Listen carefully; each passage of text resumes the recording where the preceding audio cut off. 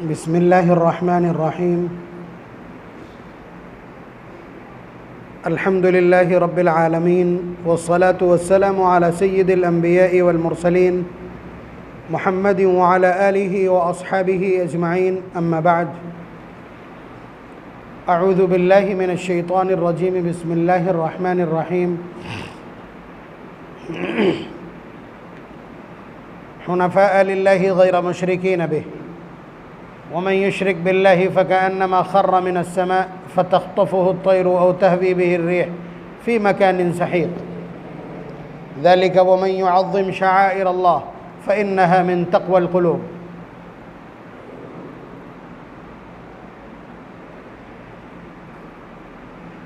गुज़िश्ता जुमे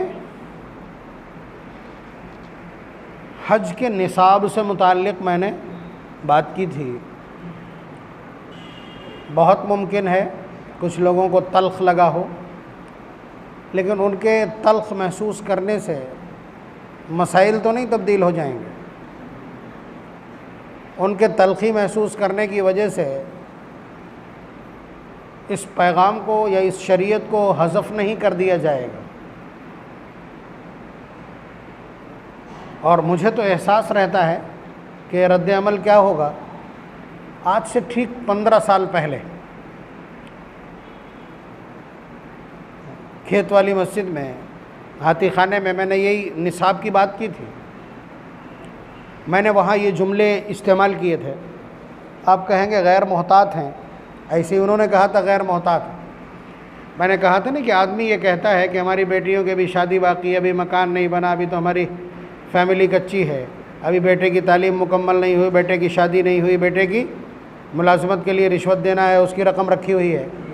ये सारी बातें लोग करते हैं। हालांकि मैंने कहा कि ये सब चीज़ें हैं, ये इनमें से कोई भी चीज़ हज के लिए उज़्र नहीं बन सकती। सबसे बड़ी बात जिसे लेकर के आदमी वकालत पर उतरता है वो बेटी की शादी। बेटी की शादियों में जो ड्रामा हम कर रहे हैं, ये ड्रामा हमने इन काफिरों से सीखा है जिनके बीच हम रहते हैं। वरना आप बतलाइए, जहाँ हमारा आज़ाद मुआशरा है या हमारे मुआशरे की बुनियादें कुरान और सुन्नत पर हैं, वहाँ का मुआशरा बतला दीजिए आप क्या है। क्या वहाँ जहेज़ का चलन है? क्या वहाँ लड़की वाले खाना पकाते और खिलाते हैं? पूछिए खित्ते अरब की सूरत हाल क्या है। अरब में क्या होता है? अरब की जो मुआशरत है, हुजूर ने ख़ुद अपने आप उसकी बेसिक्स क्लियर की थी ना, उसकी बुनियादें इस्लामी बनाई थी। तो आप पूरे खित्ते अरब की, मक्का और मदीना नहीं, पूरे खित्ते अरब की बात कीजिए। लड़की वाला एक चावल का दाना पका करके नहीं देता। बात समझ रहे हैं आप? आइए, आपके मेहमान हैं, आप खिलाइए। निकाह की मजलिस में फिर उसके बाद में महर अदा होता है बस। अगर किसी के घर में गैर शादीशुदा लड़कियां हैं, कुंवारी बच्चियां हैं, तो आप ये समझिए कि मुआशरे में उससे लंबी गर्दन किसी की नहीं, उससे ज़्यादा प्राउड किसी को नहीं। इसलिए कि उसके दरवाजे पर लोग खाक छानने आएंगे रिश्तों के लिए, और साथ साथ महर भी अदा करेंगे, बड़ा महर। कुंवारी बच्चियों का महर बहुत मतलब नबी अकरम सल्लल्लाहु अलैहि वसल्लम का जो आम महर था, या कम से कम वो हज़रत उम्मे हबीबा रज़ियल्लाहु ताला अन्हा के महर तक तो पहुँच ही सकते हैं, जो कई किलो सोना होता है। बहरहाल, तो इस वजह से ये तमाशा, तो जो कुछ आप कर रहे हैं ये ख़ुद अपने आप में नाजायज़ है। इसको आप हज के लिए रोड़ा कैसे बना सकते हैं? मैं इसकी मिसालें दे चुका हूँ। तो मैंने वहाँ ये अर्ज़ किया था कि ये तो चलिए उन लोगों का उज़्र है जिनके बच्चे छोटे हैं, जिनके बच्चे पढ़े नहीं, जिनकी बच्चियाँ अभी अनमैरिड हैं, या जिनके घर बने हुए नहीं हैं। लेकिन वो लोग जो पेंशन पे हैं, रकम अंधाधुंध मौजूद है, उस पर सांप की तरह पहरा दे रहे हैं।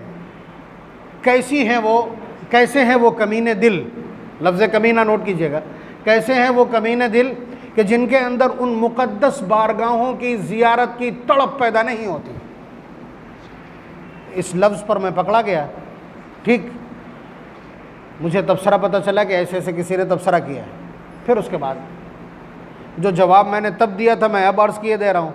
आप में से किसी ने एतराज़ नहीं किया, एतराज़ मुझ तक पहुँचा नहीं, लेकिन उसके बावजूद मैं जवाब दे रहा हूँ ताकि अगर किसी के दिल में इस तरह का शाखसाना बना हो और इस तरह का मलगूबा तैयार हुआ हो कि मौलाना इस तरह की बात क्यों करते हैं, तो फिर ये रद्द अमल। लफ्ज़ कमीना ये उर्दू में बोला जाने वाला एक लफ्ज़ है, कभी फ़ारसी में भी इस्तेमाल हो जाता है। इसके 4 माना आते हैं, सफ़ी, रज़ील, नीच, कम फ़हम। तो ये कोई बहुत ऐसा लफ्ज़ नहीं है कि जिस पर बहुत बड़ा एतराज़ खड़ा हो। हाँ, किसी शरीफ आदमी को बिला वजह से अल्फाज इस्तेमाल कर दिए जाए तो कहा जा सकता है, लेकिन थोड़ा सा ठहर करके ज़रा सोच करके देखिएगा, एक मुसलमान होने के नाते इस धरती का सबसे बड़ा मुजरिम कौन? एक मुसलमान होने के नाते आपकी खिदमत में, आपकी अदालत में एक सवाल, इस धरती का सबसे बड़ा मुजरिम कौन? वो जो अल्लाह का नाफरमान हो, वही तो हुआ ना। मैं मुसलमान होने की हैसियत से पूछ रहा हूँ, 302 का मुजरिम नहीं पूछ रहा हूँ, हिंदुस्तान की दफ़ात और ताज़ीरात नहीं पूछ रहा हूँ। अल्लाह ताला की अदालत का सबसे बड़ा मुजरिम कौन? वही जो अल्लाह ताला की नाफरमानी करे। किन उमूर में नाफरमानी करे? सुन्नतें छोड़ दे, मुस्तहब्बात छोड़ दे, आदाब छोड़ दे, बेशक वो भी मुजरिम है। लेकिन जो शख्स फ़राइज़ छोड़ दे, और फ़राइज़ भी वो जिन्हें बुनियाद की हैसियत हासिल हो, जिन्हें पिलर की हैसियत हासिल हो, जिन्हें फाउंडेशन और असास की हैसियत हासिल हो, अगर उनमें से किसी को छोड़ता है तो जाहिर है कि सबसे बड़ा मुजरिम है। गालियाँ किसको दी जाती? मैंने इसको भी अप्रिशिएट किया था। अगर कोई ये कहता है कि गाली बकी गई, अगर कोई ये कहता है कि मिंबर से गाली बकी गई, मैं कहता हूँ गाली किसके लिए बकी जाती है? गाली किसके लिए बकी जाती है? वो जो इस धरती का सबसे बड़ा मुजरिम हो, किसी मुजरिम के लिए ही तो बकी जाती है ना। गाली उस लफ्ज़ को कहते हैं जिससे तकलीफ़ पहुँचती। तो आप बतलाइए कि जो शख्स अल्लाह का नाफरमान है, इस कायनात में गलीज़ से गलीज़ गाली उसका मुकद्दर होना चाहिए। इस कायनात की बदतरीन से बदतरीन ताबीर उसकी पेशानी पर लिख कर चिपका दी जाना चाहिए। क्या ऐसा नहीं है? आपको कोई गाली दे दे तो साहब बहुत बड़ा मुजरिम है, बहुत बड़ा मुजरिम है।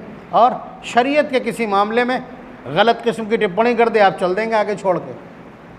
बात समझ रहे हैं? बल्कि शरीयत के किसी मसले को पूरी कुव्वत से कोई शख्स अगर आपके सामने वाज़े कर दे तो मौलाना को ऐसा नहीं कहना चाहिए।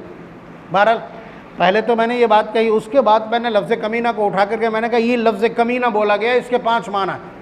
अब ज़रा ये देखिए कि अल्लाह और उसके रसूल ने और सहाबा ने ऐसे शख्स को कि जिस पर हज फ़र्ज़ था, हज कर सकता था और फिर हज नहीं किए, ज़रा देखिएगा, एक तरफ लफ्ज़ कमीना रखिएगा और एक तरफ ज़रा उन अल्फाज को देखिएगा जो शरीयत मुताहरा में या उसकी इस्तिलाहात में इस्तेमाल किए गए।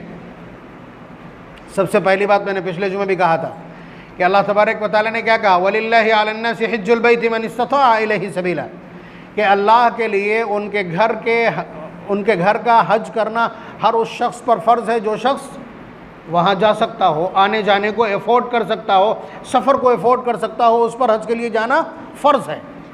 अब आगे अल्लाह ताला को ये कहना था वमन लम यहुज, और जो शख्स हज करने इसके बावजूद नहीं गया तो वो अल्लाह उससे बेनियाज़ है। लेकिन अल्लाह ताला ने ये नहीं कहा, बल्कि फरमाया कि हज करने उस शख्स को जाना है।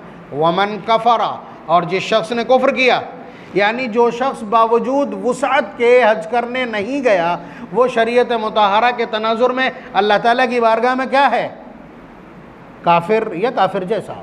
इसीलिए ताबीर इस्तेमाल की वमन कफ़रा, और जिसने बावजूद वुसअत के हज को छोड़ा यानी उसने कुफ्र किया, फ़इन्नल्लाह गनिय्युन अनिल आलमीन, अल्लाह ताला बेनियाज़ है तमाम जहानों से। इस एक की क्या परवाह करें? वो इस एक की क्या परवाह करें? वो तमाम जहानों से बेनियाज़ है। तो देख लिया अल्लाह तबारक व तआला का रुख उस शख्स के हवाले से कि जो बावजूद वुसअत के हज करने न गया हो, कि उसे काफिरों की फहरिस्त में लाके खड़ा कर दिया है। अल्फाज की ताबीर यही कहती। उसके बाद नबी अकरम सल्लल्लाहु अलैहि वसल्लम की बारगाह में चलते हैं कि आपने क्या कहा है। हुजूर ने क्या फरमाया, ये भी पिछले जुमे मैंने गुजार दिया था कि मम्मला का ज़ादन व राहिलतन तबलुगुहु इला बैतिल्लाह, कि जिस शख्स के पास ज़ादे सफ़र और सवारी मौजूद हो, रास्ते का इंतज़ाम और सवारी का ख़र्च मौजूद हो, और फिर उसके बावजूद वो हज करने ना जाए, मम मलक ज़ैदन व राहिलतन तबलुगुहु इला बैतिल्लाह फलम यहुज, फिर भी वो हज ना करे, फला अलैहि अन यमूत यहूदियन औ नसरानियन, तो वो चाहे यहूदी हो के मरे, चाहे नसरानी हो के मरे, चाहे काफिर हो के मरे, चाहे मजूसी हो के मरे, चाहे कम्युनिस्ट हो के मरे, अल्लाह ताला को कोई परवाह नहीं। दो फॉर एग्ज़ाम्पल जिक्र कर दिए, वरना अल्लाह तबारक व तआला की बेनियाज़ी, ये वो अल्लाह तबारक व तआला के अल्फाज थे, उसका डिस्क्रिप्शन या एक्सप्लेनेशन नबी अकरम सल्लल्लाहु अलैहि वसल्लम की तरफ से आ गया कि हुजूर ने उसकी वजाहत कर दी कि ऐसा शख्स चाहे यहूदी हो के मरे, चाहे नसरानी हो के मरे, कोई परवाह नहीं। वो ज़िंदगी में भी ऐसा ही था, बाद में ऐसा हुआ तो क्या है। ये कि दो बड़ी बारगाहों के फतवे देख लिए आपने, एक तरफ लफ्ज़ कमीना और एक तरफ ये बारगाहें। अब थोड़ा सा आगे चलें कि हुजूर ने सहाबा को क्या समझा दिया होगा। आप नाम लीजिए सहाबा में, दूसरे ही नंबर पे आपकी उंगली अटक जाएगी हज़रत फ़ारूक़ आज़म रज़ी अल्लाह ताला अन्हु, उमर इब्न ख़त्ताब फ़ारूक़ आज़म रज़ी अल्लाह ताला अन्हु, उनके अल्फाज नोट कर लीजिए। फरमाते हैं कि जिस शख्स पर हज फ़र्ज़ था, यानी उसके पास हज के लिए जाने की वसाअत थी और उसके बावजूद वो हज करने नहीं गया, फिर वो मर जाता है, कसम खा के कह दो कि वो यहूदी या नसरानी मरा। देख रहे हैं आप हज़रत उमर फ़ारूक़ रज़ी अल्लाह ताला अन्हु का, आप देख रहे हैं, कसम खा के कह दो कि वो यहूदी या नसरानी मरा। ये सहाबा का इंदिया है, ज़ाहिर है कुरान और सुन्नत से मुस्तफ़ाद होगा। उन दोनों जुमलों से या उन रवैयों से सहाबा ने क्या समझा है, जाहिर सी बात है हज़रत उमर रज़ी अल्लाह ताला अन्हु में इतनी आज़ादी और ताकत नहीं है कि वो अपनी तरफ से इतनी बड़ी बात कह दें।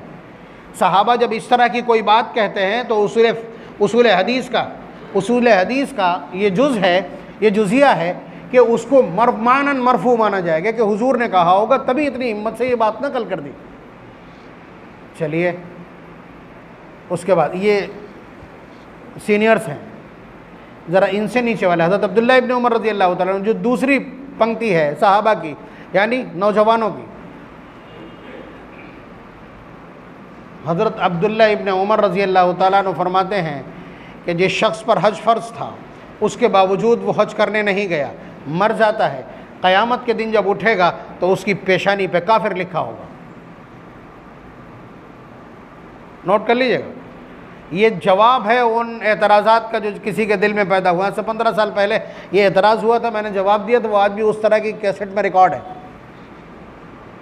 आप अंदाज़ा कीजिए कि हज़रत अब्दुल्ला इब्न उमर रज़ी अल्लाह ताला अन्हु के अल्फाज। उसके बाद आ जाइए अब तीसरी पीढ़ी में, यानी ताबईन यानी सहाबा के बाद की जो पीढ़ी है, उनमें टॉप ऑफ द लिस्ट, जो टॉप 10 की फहरिस्त है अजिल्ले ताबईन की, जिनमें अता का नाम है, मुजाहिद का नाम है, इक्रमा का नाम है, ताऊस का नाम है, इब्राहिम नखई का नाम है, और भी कुछ नाम है।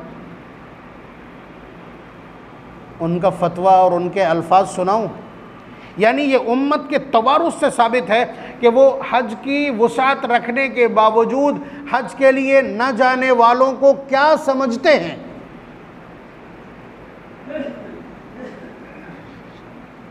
तो इन लोगों का फतवा ये है कि जिस शख्स पर हज फ़र्ज़ था, यानी वो हज के लिए जा सकता था और फिर वो हज करने नहीं गया और फिर वो मर जाता है, हम उसकी नमाज जनाजा नहीं पढ़ेंगे, हम उसकी नमाज जनाजा नहीं पढ़ेंगे। ये उम्मत का तवारुस है। अल्लाह तबारक व तआला ने फरमाया वमन कफ़रा, हुजूर ने फरमाया फ़ला अलैहि अन यमूत यहूदियन औ नसरानियन। ठीक, हज़रत उमर रज़ी अल्लाह तआला अन्हु ने फरमाया कि कसम खा के कह दो कि यहूदी या नसरानी मरा है। हज़रत अब्दुल्ला इब्न उमर फरमाते हैं मैदान महशर में उठेगा, पेशानी पे काफिर लिखा होगा। ताबईन फरमाते हैं, ताबईन की अजिल्ला की जमात फरमाती है कि ऐसा शख्स इस लायक है कि उसकी नमाज जनाजा ना पढ़ी जाए। ये उनका अपना इंदिया है, यानी वो अल्लाह तबारक व तआला के किसी हुक्म से सरताबी और रूगर्दानी करने वाले को इतना बड़ा मुजरिम समझते हैं। आप बतलाइए, ये सारे अल्फाज ज़्यादा भारी हैं कि वो लफ्ज़ कमीना इतना सा? मैंने कहा नहीं है और नहीं कहूँगा, लेकिन ये कि उस वक्त मैंने वजाहत की थी, मुझे लगता है कि इस तरह की चीज़ें दिल में पैदा होंगी, इसलिए कि ये मज़मून सुना ही नहीं कभी। आप यूट्यूब पे भरे हुए यूट्यूब के बाज़ार में कहीं भी हज के निसाब पर बातचीत नहीं, आप अंदाज़ा कीजिए। इसीलिए हमारा ये इंडिया है, हमारा ये नज़रिया बन गया, ये यकीन हो गया कि जब पैसे इतने हो जाएं कि बकरियां और दीमक भी ना खाएं घर के, और मरने के सिवा मेरा यहाँ कोई काम न रह जाए, तब हज करने जाएंगे। यही हो रहा है हिंदुस्तान में, तो यही है। फतेहगढ़ का मिजाज धीरे धीरे धीरे धीरे, अल्लाह का बड़ा करम एहसान है, पिछले 10 साल से मुसलसल कोशिशों से हर मरतबा कोई ना कोई बैचलर होता है, कुंवारे बच्चे जाते हैं हज करने। इस बार भी एक गया है, हर मरतबा होते हैं अल्हम्दुलिल्लाह। और उसके अलावा ये कि ठीक ठाक उम्र में, अभी पिछले 2-3 साल से लॉकडाउन से थोड़ा सा कमज़ोर कर दिया इस मजमून को, वरना हम बड़ी ताकत से अर्ज़ किया करते थे। 27 लोग भी शहर से गए, वरना एक ज़माना था कि आपने देखा होगा, जो बुज़ुर्ग तशरीफ़ फरमाए वो बताएंगे कि आज से 25 साल पहले ये मामूल था, कोई एक आधा बुढ़ा हिलता हुआ जाया करता था हज करने। अब तो सब ऐसे हैं जो एक एक दिन में 10 तवाफ़ करते हैं अल्हम्दुलिल्लाह। ये नौजवान जब जाते हैं तो वहाँ फिर अपनी पूरी जवानी दिखलाते हैं अल्हम्दुलिल्लाह, अगर उन्हें कोई ठीक ठाक मिल जाए साथ में। तो हज के सिलसिले में बेदारी की ज़रूरत है। आपको बस एक ही चीज़ सताती, इतनी बड़ी रकम है मौलाना, इतनी बड़ी रकम है, कोलैप्स कर जाएगी, इकोनॉमिक कोलैप्स कर जाएगी, बैलेंस बेकार हो जाएगा, सब कुछ तबाह हो जाएगा। तो फिर मसला वही है ना कि दिल लगा कहाँ है, दिल उन्हीं कागज़ों में लगा है या दिल लगा है दिल बनाने वाले से? फ़र्क यहाँ से पैदा होगा, फ़र्क यहाँ से पैदा होगा। वहाँ लगेगा तो ये कागज़ है, यहाँ लगेगा तो फिर वो कोई चीज़ नहीं है, वो एक खाली मुली का ख्याल है, अल्लाह तबारक व तआला का तसव्वुर एक ख्याल बन जाएगा। ये थोड़ा सा फ़र्क है। और ये आप जानते हैं कि जब तक आप मोहब्बतों के आयाम स्थापित ना करें, मोहब्बत की राह पे ना चले, बुलाया नहीं जाता। अब एक नज़र डालिए ज़रा सा, हज है क्या? हज क्या है? यहाँ तो आप भाई अच्छे खूबसूरत कपड़े पहन के खुशबू लगा के आते हैं इत्मीनान से, एसी में खड़े होकर के, और उसके बाद आप इत्मीनान से नमाज़ पढ़ते हैं, कपड़े झाड़ के आराम से उठ के जाते हैं। ठीक है, एक सिस्टम है, समझाया गया है। वहाँ क्या है? वहाँ तो जो कुछ भी है वो आपकी समझ में आने वाला है ही नहीं। एक घर का चक्कर लगाए चले जा रहे हैं, नीचे से कपड़ा ऐसे डाले हुए हैं, ठीक है, कहीं अकड़ के चलने लगे साहब, भीड़ में अकड़ के चलना शुरू कर दिए। क्या है ये? कुछ समझ में नहीं आ रहा ना आपको, कुछ भी समझ में नहीं आएगा। ये कुछ भी सिर्फ दीवानों की समझ में आता है, फरसानों की समझ में कुछ नहीं आता। आप बताइए, कपड़ा ऐसे करके डाला और उसके बाद में अकड़ के चलना शुरू, 3 चक्कर अकड़ के, फिर उसके बाद ठंडे हो गए। ठीक, वो पत्थर चूमने को मिला, नहीं तो फिर दूर से हाथ किए, वही चूम लिए, फिर शुरू हो गए। उसके अलावा अच्छे खासे चल रहे हैं, एकदम दौड़ना शुरू हो गए, फिर थोड़ी दूर के बाद रुक गए, फिर उसके बाद चलने लगे। तो ये ऐसी चीज़ें हैं जो आपके यहाँ समझ में नहीं आ रही ना कुछ भी। बात असल में ये है कि सबसे आखिर में हज का नंबर है।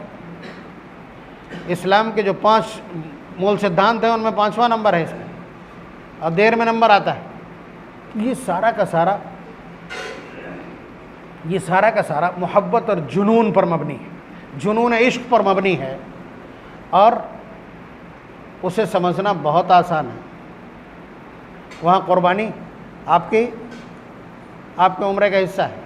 अगर आप इफ़राद बिल हज करते हैं, हज 3 तरह का होता है ना, नहीं मालूम है, उसे समझाने की ज़रूरत भी नहीं है, इसलिए कि इफ़राद कोई करता नहीं है, क़िरान भी कोई नहीं करता है, सब तमत्तो करते हैं। ये 3 होते हैं, क़िरान, इफ़राद, तमत्तो। इफ़राद ये है कि यहीं से आप हज का एहराम बांधें, वहाँ जाकर के आपको कुछ नहीं करना, सिर्फ अपना एहराम संभालना है, तवाफ़ क़ुदूम करना है, उसके बाद में आपको अपना एहराम संभालना है हज तक। हज के बाद खट से हल्क करके फ़ारिग हो जाना, कुर्बानी नहीं करनी, इफ़राद बिल हज। लेकिन आप समझिए कि अब से लेकर के और हज तक आपको एहराम संभालना, 5 दिन में तो पागल हो जाते हैं लोग। इसी तरह क़िरान बिल हज है, क़िरान उसमें उम्रा और हज दोनों मिलाए जाते हैं, उसमें भी आपका एहराम नहीं खुलेगा, उसमें भी कुर्बानी करना होती है। तमत्तु ये सबसे आसान है, यहाँ से एहराम बांधा उम्रा किया, और उसके बाद हलक करा के उतार दिया एहराम, आराम से घूम रहे, 8 तारीख को बांधेंगे। ये आसानी की सबसे आसान है, सबसे आसान है, इसलिए आजकल तमत्तु ही किया जाता है। लेकिन जो क़िरान करे मुजाहिद है, इफ़राद बिल हज करे वह भी मुजाहिद है, मसला है। बहरहाल तो अब देखिए अदाएँ, सफ़ा और मरवा के बीच क्यों दौड़ लगाते हैं? अल्लाह की एक ऐसी बंदी ने दौड़ लगाई थी कि जो उस शहर को आबाद करने वाली थी और अपने एक बच्चे की जान बचाने के लिए कभी सफ़ा से खड़े होकर के पानी की जस्तजू कर रही थी, कभी मरवा से। अल्लाह ताला को उस दीवानी बंदी की ये अदा पसंद आ गई। कहाँ इंक्लूड कर दिया? मनासिक हज में। बात समझ रहे हैं? हज़रत आदम अलैहिस्सलाम, रिवायत एक ये भी है कि हज़रत आदम अलैहिस्सलाम के साथ ही अल्लाह ने ये काबा उतारा, ये घर साथ में उतारा है और उन्हें ये समझा दिया था कि बिल्कुल उसी तरह से इस घर का तवाफ़ किया जाना है, बिल्कुल उसी तरह से इस घर का तवाफ़ किया जाना है जिस तरह ऊपर मेरे अर्श का तवाफ़ होता है। हज़रत आदम अलैहिस्सलाम ने यहाँ आकर के उसको स्थापित किया और उसके बाद यही शुरू कर दिया। कहाँ उतरे थे? लंका में, सरांदीप में उतरे थे। 1000 सफ़र किए हैं, काबतुल्लाह के 1000 सफ़र किए हैं हज़रत आदम अलैहिस्सलाम ने, जिसमें 700 उम्रे और 300 हज हैं। आप समझ रहे हैं? आप बताइए, सबसे पहले ही शख्स इतना बड़ा दीवाना साबित हुआ। अंबिया में से कोई ऐसा नहीं जिसने वहाँ हाजिरी न दी हो। अरफात का मैदान तमाम अंबिया के कदमबोसी कर चुका। बात समझ रहे हैं? उसके अलावा कुर्बानी क्या है? कुर्बानी क्या है? ये भी एक बंदे ने ख्वाब में देखा कि मैं अपने बच्चे को, अपने इकलौते बेटे को, जिसे अल्लाह ने 96 साल की उम्र में इनायत किया है, उसको ज़िबा कर रहा हूँ, तो चल दिए साहब। ये भी एक दीवाने की अदा ही तो है ना। अल्लाह तबारक व तआला की मोहब्बत में दीवाना और उनके इश्क से सरशार एक ऐसा शख्स जिसके पास इकलौता बेटा है, इकलौता बेटा है, और जा कर के कुछ नहीं देखता और उस बच्चे को ज़िबा करना शुरू कर देता है। अल्लाह तबारक व तआला को ये अदा इतनी पसंद है कि आज आपके हज का हिस्सा है, आज आपके हज का हिस्सा है। बल्कि हुजूर से पूछा गया, मैं हुआ अफ़ज़लुल हज या रसूल अल्लाह, अल्लाह के रसूल सबसे अफजल हज कौन सा है? तो हुजूर ने फरमाया अल हज व सज, जिसमें शोर ज़्यादा हो और खून ज़्यादा हो, यानी जिसमें तलबिया ज़्यादा पढ़ा जाए और कुर्बानी ज़्यादा की जाए या बड़ी से बड़ी की जाए। बात समझ रहे हैं? तो ये हज़रत इब्राहीम अलैहिस्सलाम की दीवानगी का एक अमल था जिसे अल्लाह तबारक व तआला ने अमर कर दिया है, मनासिक हज में शामिल कर दिया। नबी अकरम सल्लल्लाहु अलैहि वसल्लम ने उस पर थंब लगा दिया है, उस पर थंब लगा दिया है कि आपने सिर्फ एक हज किया है, आपने सिर्फ एक हज किया है। कुर्बानियाँ कितनी याद हैं? तज़किरा सुना है? कुर्बानियाँ हुजूर ने की हैं 700। ठीक, 700 कैसे? 100 ऊँट हुजूर ने ज़िबा किए। एक ऊँट में 7 हिस्स होते हैं। हुजूर ने 100 ऊँट ज़िबा किए हैं एक कुर्बानी में। ये बतलाने के लिए कि दीवाने का ये अमल इस लायक है कि जिसे फॉलो किया जाए हर हाल में। 63 अपने हाथ से ज़िबा किए, बाकी 37 हज़रत अली रज़ी अल्लाह तआला अन्हु के हाथों से ज़िबा हुए हैं। 63 अपने हाथों से ज़िबा करने का सिंबल था कि मेरी उम्र, यानी अपनी उम्र के हर साल में एक ऊँट। कुर्बानी का ये अमल है। और आगे हमारा बयान यही चलेगा, इसलिए ये बेस, आप ये टेक्स्ट है, ये मतन है, इसी पर हम आगे बात करेंगे। नबी अकरम सल्लल्लाहु अलैहि वसल्लम की बारगाह का पसंदीदा अमल, ऊँट में एक हिस्सा ले लेने से, यानी 1/7 ले लेने से कुर्बानी का, क़िरान और तमत्तो का दम अदा हो जाता है, दम शुक्र। लेकिन हुजूर ने क्या किया है? हुजूर ने क़िरान किया है और उसके बाद 100 ऊँट ज़िबा किए, 63 अपने ऊँट अपने हाथ से। हमारे लोगों में तो हिम्मत नहीं ऊँट को ज़िबा होते देख लें। कुर्बान जाइए उस बाजू पर जिसने 63 ज़िबा किए, और कुर्बान जाइए उस बाजू पर भी जिसने अकेले 37 ज़िबा किए। हज़रत अली रज़ी अल्लाह तआला अन्हु ने हुजूर की इस मंशा को समझा है और उसके बाद अपनी पूरी ज़िंदगी हुजूर की तरफ से एक कुर्बानी की है।